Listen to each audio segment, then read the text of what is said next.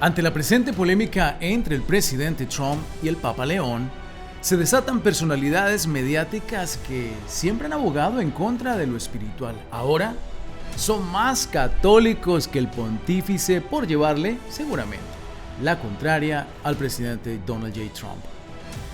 Derrota de Orbán en Hungría. ¿Fue la elección de Hungría un referéndum hacia todo lo que toca al presidente Trump? El peligro que enfrenta a España, gobierno de Pedro Sánchez, en un intento desesperado por ganar votos, bueno, le da una amnistía a más de 500,000 indocumentados. Y ahora abrimos la ventana a Latinoamérica para ver cómo van las elecciones. ¿Dónde? En Perú. Esto es Coliseo Político, veredicto diario, donde el César, yo, el número 13, emite veredicto.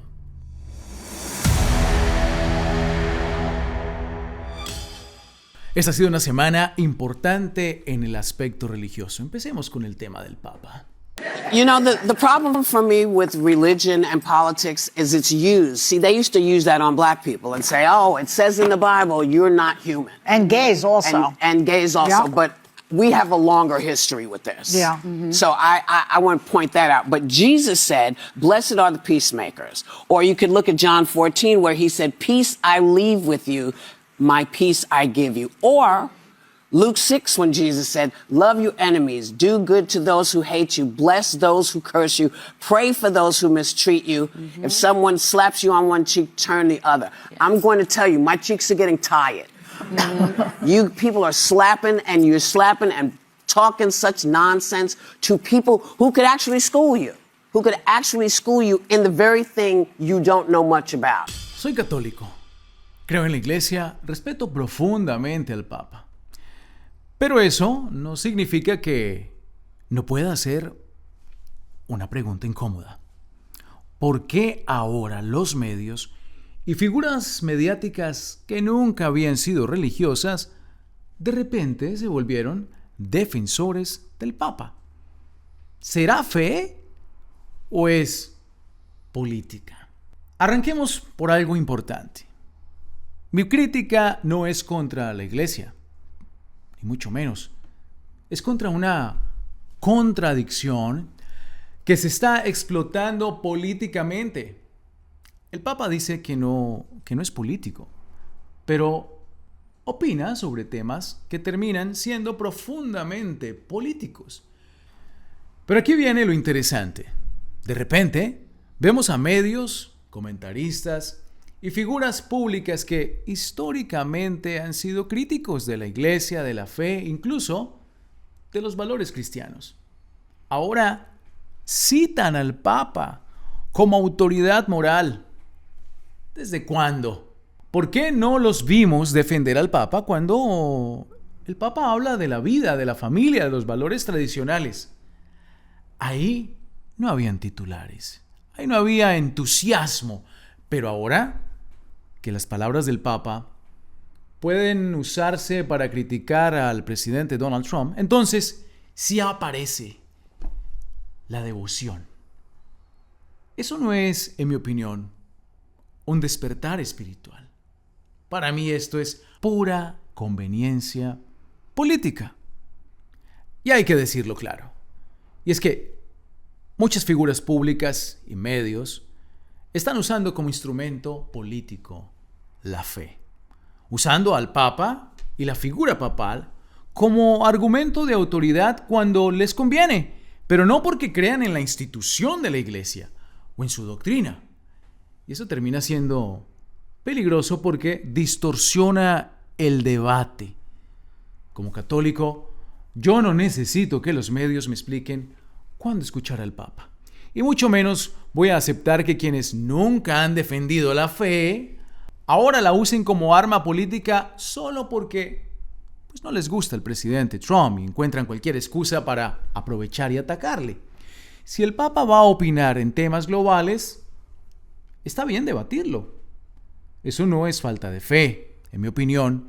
Eso es responsabilidad, pero lo que sí es inaceptable es la hipocresía. Los que ayer ignoraban o atacaban la iglesia hoy la citan, solo cuando les sirve. Porque al final, la fe no es un instrumento político.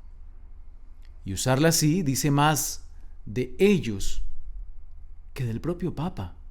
Y mi veredicto para los medios, figuras públicas que han venido capitalizando en este momento entre el Papa, el presidente Trump, y que han hecho de esto una polémica global, es a los leones. Porque la fe no es una cuestión de política, es una cuestión espiritual.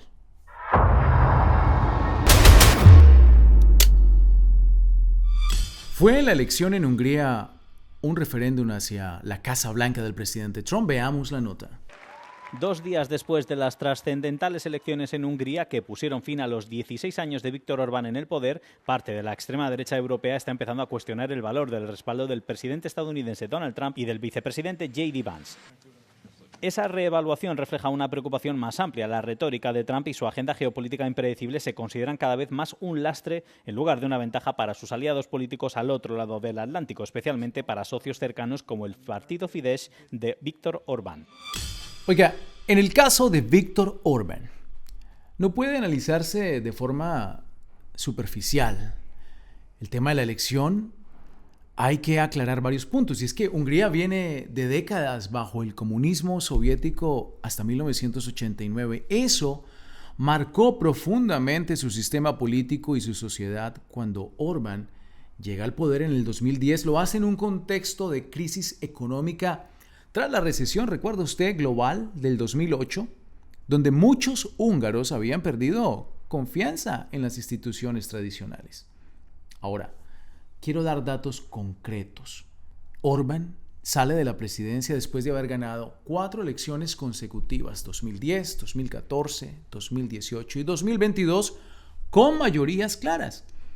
En el 2022, su coalición obtuvo más del 54% del voto popular. Su gobierno impulsó políticas de control migratorio estricto y reformas institucionales que han sido criticadas por la Unión Europea.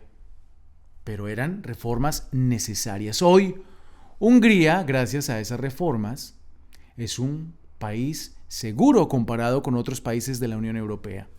La pirámide migratoria, una migración que tenían descontrolada, ha sido revertida. Tanto es así que el nuevo líder electo va a mantener las políticas precisamente de Viktor Orbán en el tema migratorio. El flujo migratorio fue controlado. Y aunque usan el euro como moneda, están mejor económicamente que muchos países de Europa. Entonces, ¿qué refleja realmente la elección en Hungría? Y es que hay una parte importante de la población que, con memoria fresca de lo que es el comunismo, prioriza la soberanía, la seguridad, el control interno sobre agendas impuestas por organismos supranacionales. Con la OTAN, y me encanta conectar esto, por otra parte, surge esta pregunta. ¿La OTAN hoy cumple su función original o se ha convertido en una estructura que no responde a las realidades actuales? Yo estoy convencido que es lo segundo. Y figuras como Orbán, el presidente Trump, reflejan precisamente esa tensión. Países que quieren recuperar control sobre sus decisiones frente a organismos internacionales que ya no representan el equilibrio original para el que fueron creados. Y en el caso particular de los Estados Unidos, la OTAN, en mi opinión, es solo una carga económica para nuestro presupuesto y no podemos contar con ellos cuando los necesitamos. Mi veredicto con relación a las elecciones en Hungría es que todos los que quieren manejar este tema como un referéndum en contra de la Casa Blanca, en contra de políticas públicas necesarias que retan el status quo de la política en los últimos 40 o 50 años, a los leones, porque son políticas públicas que han demostrado que devuelven la seguridad al país, la confianza del pueblo en sus instituciones y sobre todo fortalece a una nación. que se cumpla.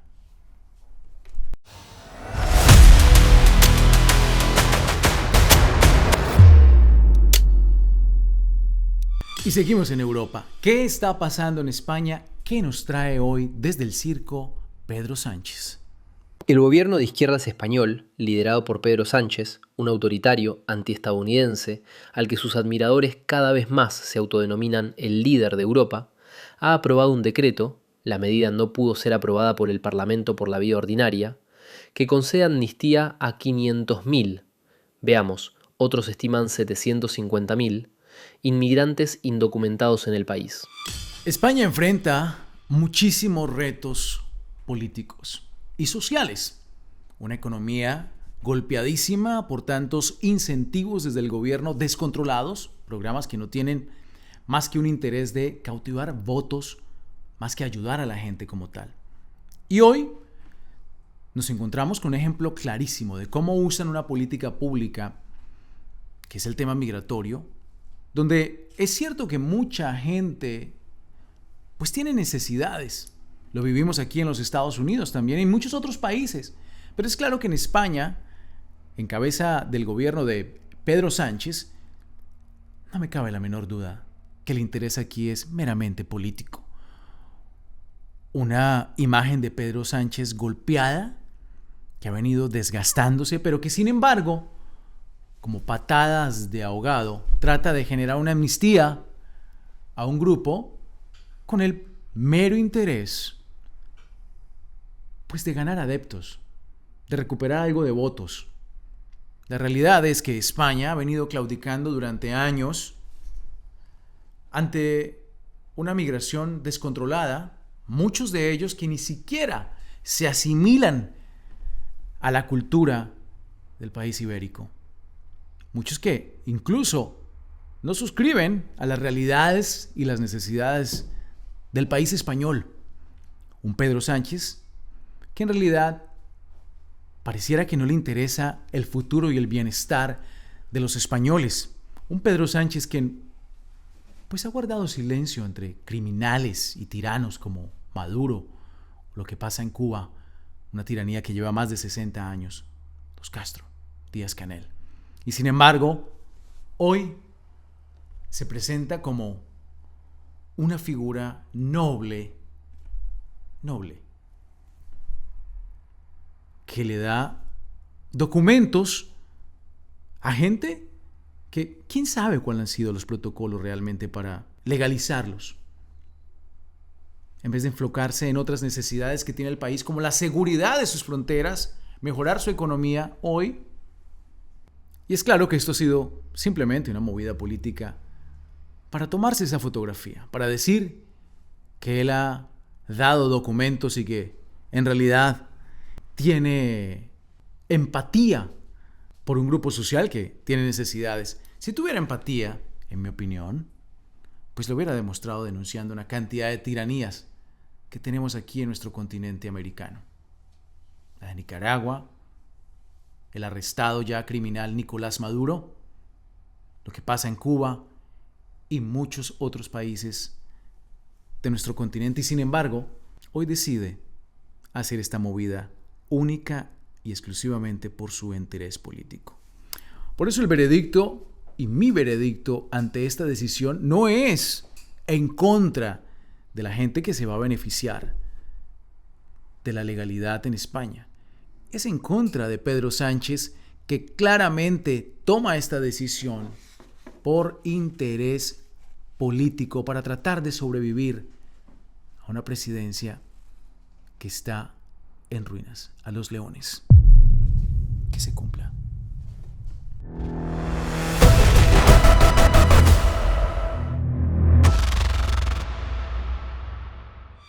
Y regresamos a nuestro continente. ¿Qué está pasando en Perú en las elecciones? Veamos la nota.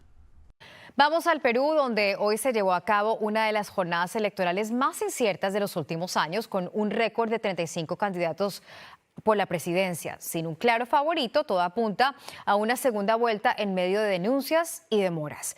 La inestabilidad política en ese país ha llevado a 3 presidentes al poder desde 2021. Perú lleva una racha de figuras políticas que han servido como presidentes de esa nación. Cambian de presidente como cambiando de camisa constantemente. Ahora hay unas elecciones que acaban de pasar primera vuelta y segunda vuelta que habrá el 7 de junio. Sin embargo, estas elecciones no han dejado de estar en medio de muchas críticas y sobre todo preguntas abiertas si realmente están siendo protegidas estas elecciones y son claramente seguras. Una elección que extendió las horas de votación hasta el siguiente día. Fueron un domingo y de repente decidieron alargarlas hasta el lunes. Todo eso genera suspicacia y un malestar entre los votantes peruanos. Sin embargo, esto pareciera como estrategias para tratar de minar la confianza de los votantes peruanos en sus líderes políticos. Keiko Fujimori, representando la derecha, va liderando, pero por un margen muy estrecho.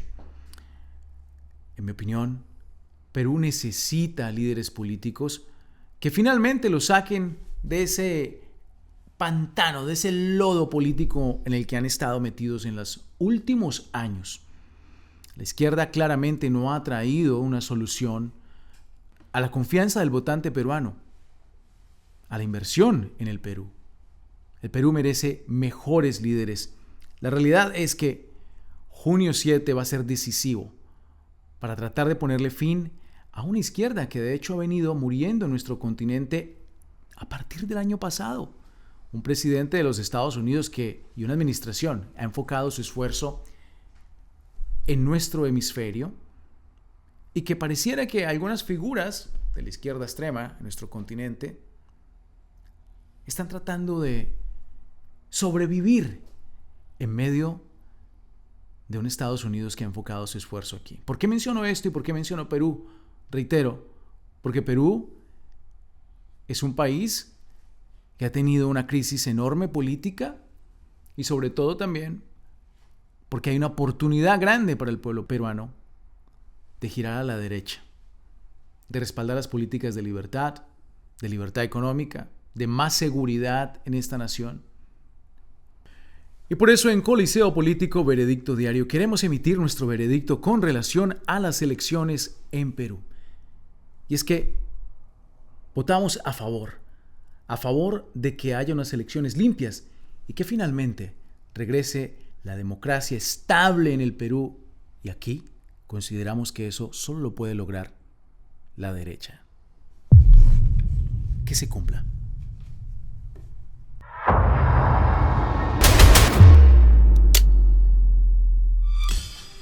Amigos, hasta acá Coliseo Político Veredicto Diario, donde el César y yo, el número 13, emite veredicto, pero usted también emite el suyo. Déjelo en los comentarios.